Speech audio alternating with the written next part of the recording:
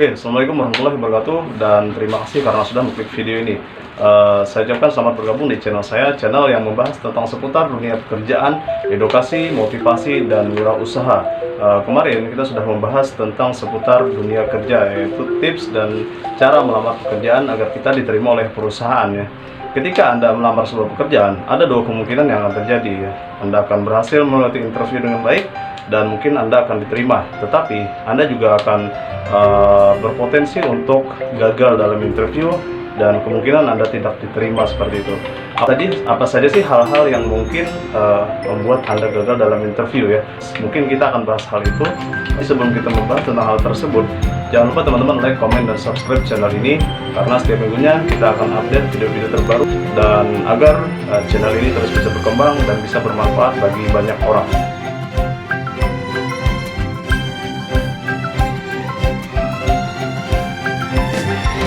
Oke teman-teman, kita bahas satu persatu tentang 6 hal yang membuat Anda gagal dalam interview ya.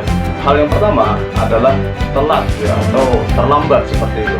Disiplin waktu itu sangat penting teman-teman. Ketika kita bekerja ya, kita mungkin sudah ditentukan jam masuk kerja, terus jam pulang seperti itu, istirahat dan sebagainya ya. Ketika mungkin Anda terlambat, itu nanti akan ada hukuman atau punishment, mungkin surat peringatan dan lain sebagainya. Disiplin waktu tidak hanya dilakukan oleh orang-orang yang bekerja teman-teman. Ketika Anda mencari kerja, Anda juga harus melakukan yang namanya disiplin waktu ya, seperti itu. Anda jangan sampai telat ya. Ketika Anda disuruh interview mungkin jam 10 misalnya, usahakan Anda datang 30 menit lebih awal ya. Jadi mungkin sekitar jam 9.30 Anda sudah berada di perusahaan tersebut seperti itu. Anda juga harus berpikir berapa sih jarak dari rumah Anda menuju ke perusahaan ya. Jadi Anda juga harus hitung-hitung mungkin kurang lebih 30 menit misalnya. Jadi Anda harus berangkat jam 9 seperti itu. Kenapa? Karena terlambat itu sangat buruk nilainya di mata HRD ya.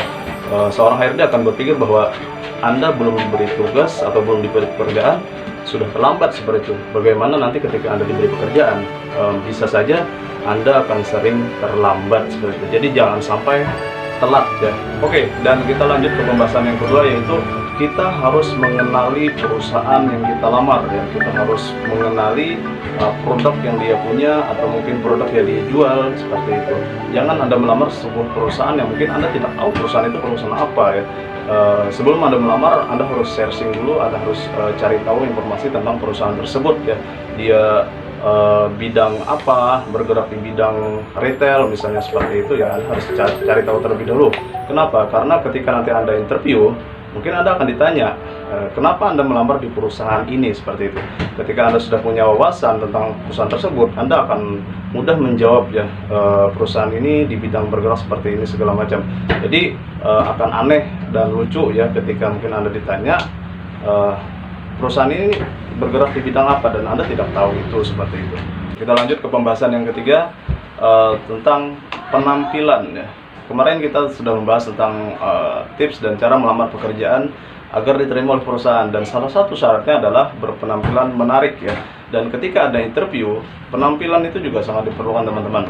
Anda jangan lupa memakai seragam yang dianjurkan oleh perusahaan, atau mungkin Anda berseragam yang bagus seperti itu, memakai sepatu dan pakai baju yang mungkin pakai kerah, terus lagi pakaian rapi, potongan rambut yang bagus seperti itu. Jangan berpenampilan seadanya atau mungkin tidak rapi, karena HRD biasanya bisa mencari atau melihat karakter seseorang dari penampilan. Jadi ketika Anda berpenampilan bagus, kesannya akan Anda berkarakter dan berperilaku bagus seperti itu.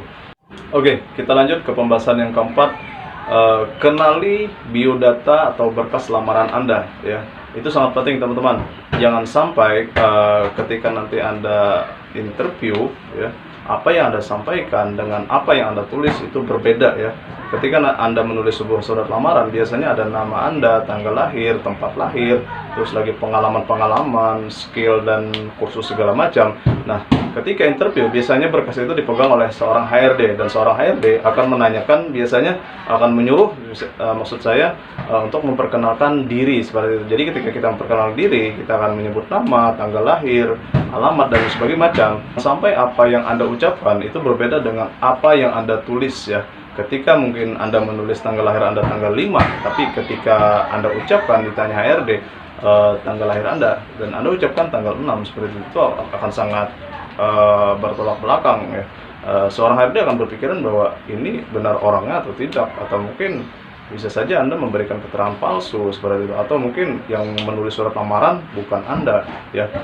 Ada hal-hal yang mungkin tidak baik ya ketika antara surat lamaran dan apa yang Anda ucapkan itu berbeda ya. Jadi usahakan sebelum interview Anda harus menguasai berkas yang Anda tulis ya, jangan sampai berbeda. Oke, kita lanjut ke pembahasan yang 5, yaitu tentang sopan ya. Ketika Anda disuruh untuk masuk ke dalam ruangan HRD, usahakan berlaku sopan ya. Anda ketuk pintunya seperti itu. Jadi ketika Anda masuk, Anda ucapkan salam ya. Kalau dia seorang laki-laki, Anda ucapkan selamat pagi Pak, atau seorang perempuan selamat pagi Bu, seperti itu. Anda hampiri beliau, terus lagi Anda berjabat tangan ya, itu sangat bagus sekali di mata seorang HRD. Berarti Anda adalah seorang yang terbuka atau mudah bersosialisasi dengan orang lain ya. Dan ketika Anda belum disuruh untuk duduk, jangan duduk dulu ya. Jadi nanti ketika saya menyuruh duduk, baru Anda duduk seperti itu.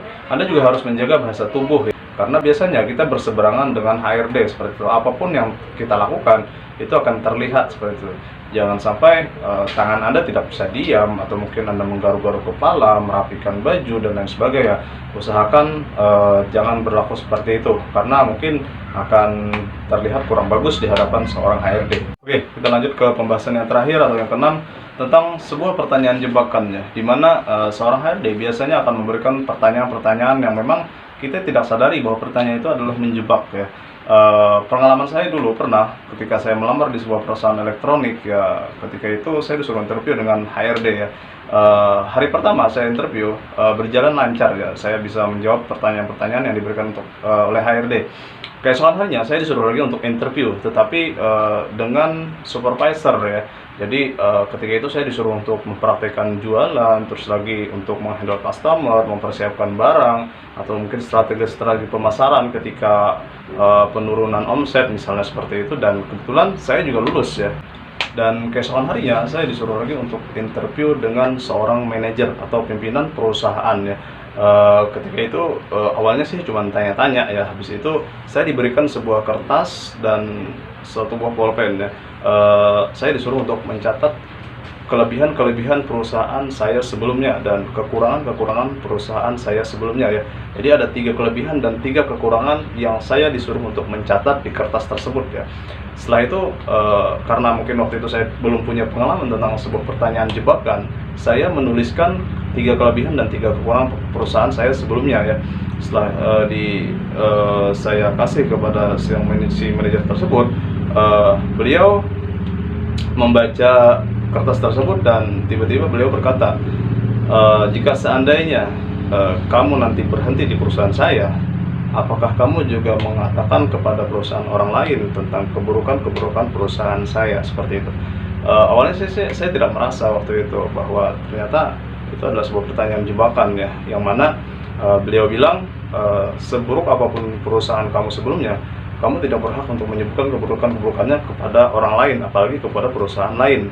Kenapa? Karena perusahaan sudah memberikan kamu pekerjaan, memberikan kamu kehidupan, gaji, dan lain sebagainya.